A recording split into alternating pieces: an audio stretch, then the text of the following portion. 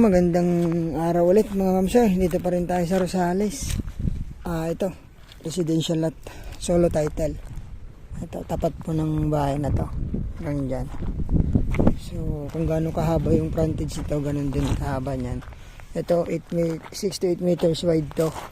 Tapos from Barangay Road siguro nasa 50 meters lang. Ayan yung haba na rin ng bahay hanggang din. Ito, hanggang dun sa bakod na rin. So siguro nasa nasa 15 more or less yung frontage pag ganyan.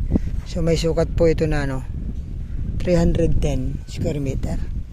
So bayan po ng Rosales, nandyan po yung ito ata yung hospital. Tingnan natin. Tapos nandyan na po yung government center. So paliparan ko ng drone, makikita nyo yung lapit lang. From town proper to nasa 3 minutes drive. Tapos sa may mga government center, mga 2 minutes lang, andun ka na. So, flood free mga ma'am sir. Kagandahan nito, solo title to. Sa mga naghahanap naman po ng ng subdivide na 4 years to pay, meron din po kami. Kaya lang, nakaprocess pa yung mga papers nito.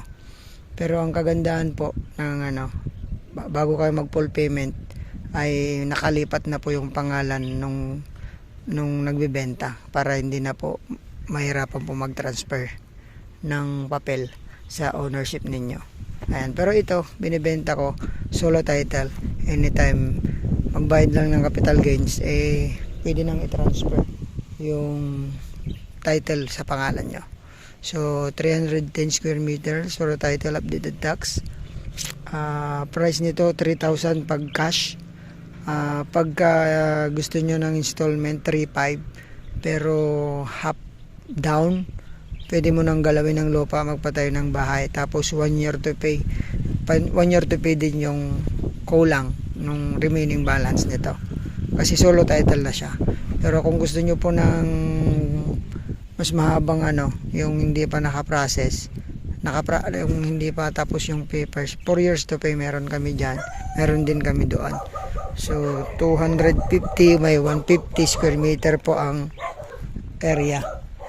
So ito po, baka magustuhan nyo, 310 3,000 per square meter pag cash, 3,500 pagka 1 year to pay pero magda-down tayo.